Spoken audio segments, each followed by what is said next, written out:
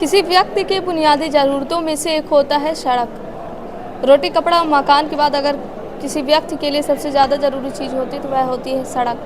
लेकिन सड़क ही ना हो और सड़क है तो निकलने के लिए रास्ता ना हो तो सोचिए एक व्यक्ति के जीवन की कल्पना कैसे हो सकती है।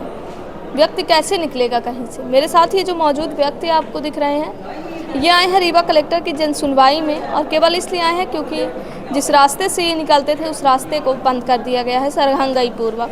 क्या है पूरा मामला, कहाँ का है, इनसे जान लेते हैं। क्या नाम है? मेरा नाम सरोज कुमार कोल है।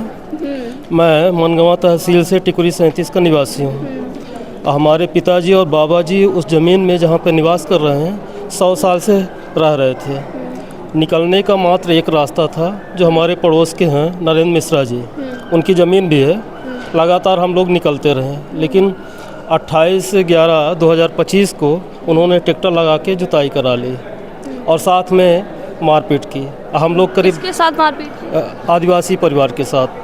हम लोग करीब 10 घर हैं और 40 लोग हैं वहाँ पे निवास कर रहे हैं। निकलने का एक आम रास्ता है और 2 तारीख को उन्होंने उसमें बुवाई भी करा दी।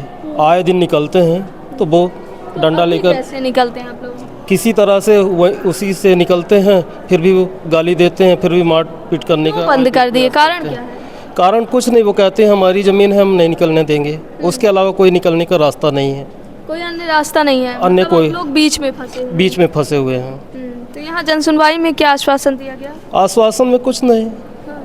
सीओ साहब बैठे थे, उन्होंने आवेदन लिया, रिसीविंग दे दिया, चले आए। अब कार्रवाई कहाँ तक होती है कुछ पता नहीं, लेकिन ये 40 लोग कैसे रात दिन वहाँ रह रहे हैं। मूलतः रास्ता हमारा बंद पड़ा हुआ है। कहाँ का है मामला? मामला मनगवा तहसील का है, टिकुरी 37 का है।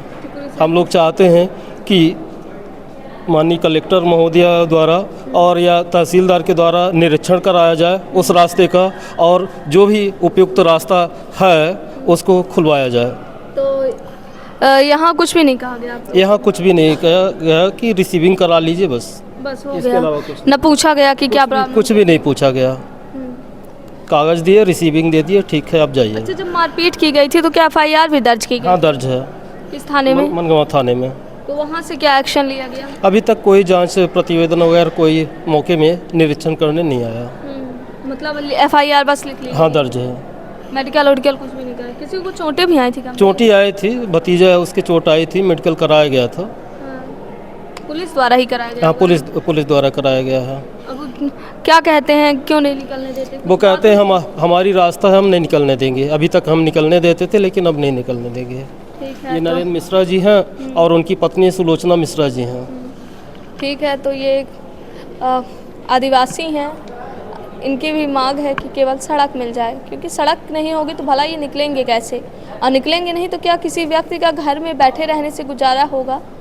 और ये आए हैं रीवा कलेक्टर की जनसुनवाई में ये आए, बाकायदे आवेदन लिए थे। आवेदन को भी अधिकारियों द्वारा ना तो पूछा गया कि किस लिए आए हैं, क्या काम है, क्या चाहते हैं। केवल एक हाथ से आवेदन पकड़ाए तो दूसरे ने ले लिया और कह दिया गया कि रिसीविंग ले लो। आवेदन का क्या निदान होगा, क्या समस्या, कुछ भी पूछना उचित नहीं समझा गया। फिलहाल देखना दिलचस्प होगा कि क्या कार्यवाही होती है, और क्या रीवा कलेक्टर की जनसुनवाई में लोग आते हैं तो केवल आवेदन दे दें और सामने वाले अधिकारी ले लें, कोई कार्यवाही होती है या फिर नहीं होती। क्योंकि अधिकतर मामलों में तो यही होता है कि लोग आते हैं, आवेदन देते हैं और चले जाते हैं। फिलहाल इनके मामले में भी देखना होगा कि क्या इनके मामले का निराकरण होगा या फिर अगली जनसुनवाई में ये फिर हाजिरी लगाने आएंगे और ये आवेदन देंगे और चले जाएंगे। केवल उम्मीद लिए आएंगे और उम्मीद को टूटता हुआ देखते हुए ये वापस चले जाएंगे। फिलहाल क्या होता है आगे, यह तो वक्त की बात है। वीडियो जर्नलिस्ट नीरज के साथ सोनाली दुबे की रिपोर्ट।